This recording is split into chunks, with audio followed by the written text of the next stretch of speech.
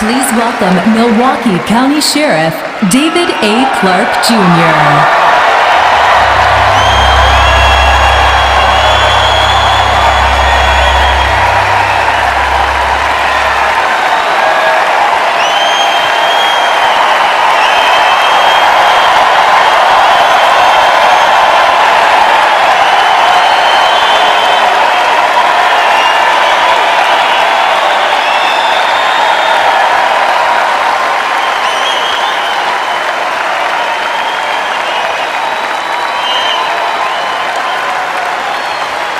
Thank you.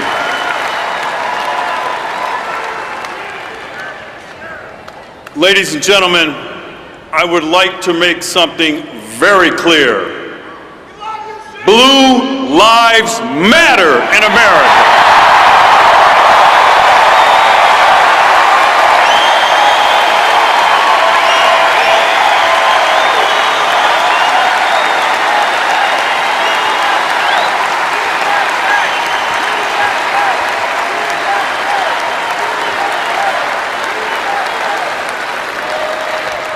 I stand before you tonight with a heavy heart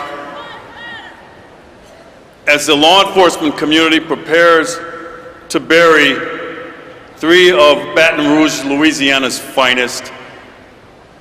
But there is some good news out of Baltimore, Maryland, as Lieutenant Brian Rice was acquitted on all charges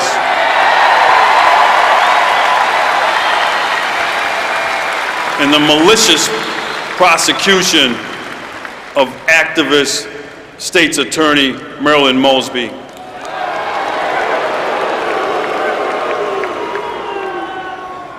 Now I want to talk to you about something important. Indeed, a concept that 5 law enforcement officers were murdered and 9 more were wounded for earlier this month, and for which 3 more were murdered 2 days ago in Baton Rouge, Louisiana, and that is the importance of making America safe again.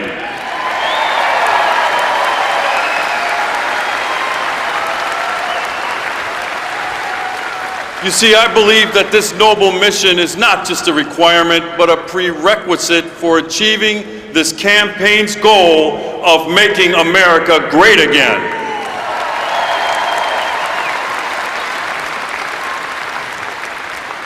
We simply cannot be great if we do not feel safe in our homes, on our streets, and in our schools. I see this every day at street level, where many Americans increasingly have an uneasiness about the ability of their families to live safely in these troubling times. This transcends race, religion, ethnicity, gender, age, and lifestyle.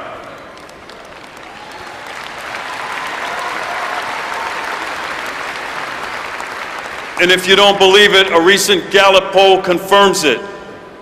And more than half of all Americans now worry a great deal about crime and violence, up consistently and dramatically from just a few years ago.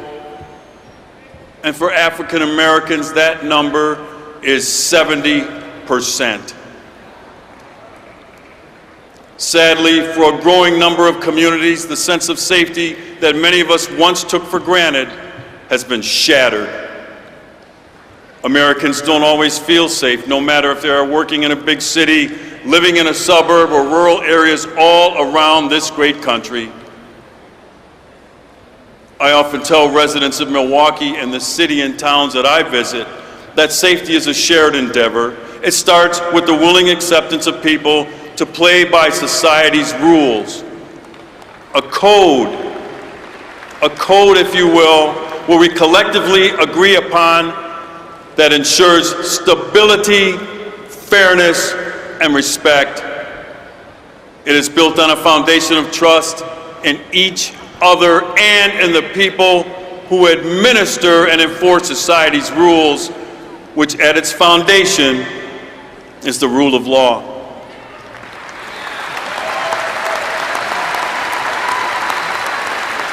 In 1963, Dr. Martin Luther King Jr. wrote passionately about the interrelatedness of all communities and states and about our inescapable network of mutuality tying us in a single garment of destiny.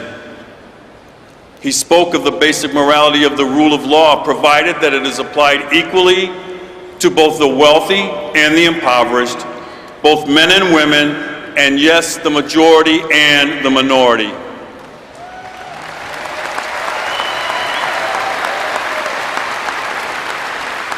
What we witnessed in Ferguson, in Baltimore, and Baton Rouge was a collapse of the social order. So many of the actions of the Occupy movement and Black Lives Matter transcends peaceful protest and violates the code of conduct we rely on. I call it anarchy.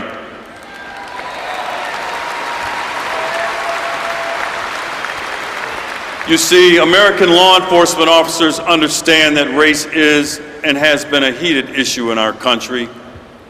Most appreciate the vital need for thoroughness and transparency and pursuit of the greater good in their actions and in their investigations. These are truths that are self-evident to me and which I practice, and they are the truths that Donald Trump understands and supports.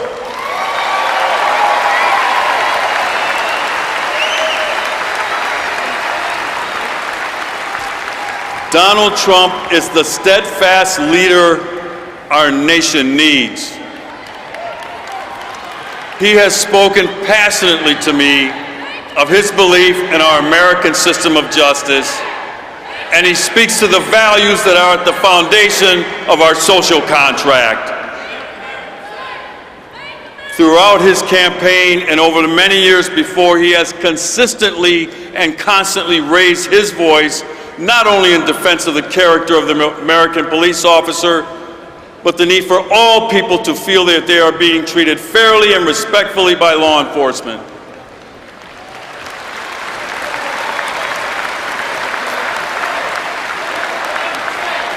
You see, Donald Trump understands that what can make our nation safe again is a recommitment to a system of justice in which no government official, not even those who have fought their way to the marble and granite halls of Washington, no private citizen, no elected official, even Hillary Clinton, and no group of people, despite the fervor with which they press forward their grievances, can claim privilege above the law. It cannot happen in the United States.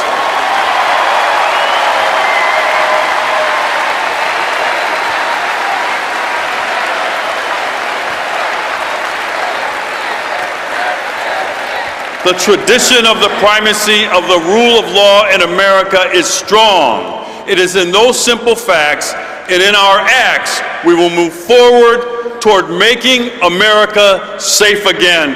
God bless you, and may God continue to bless these United States of America.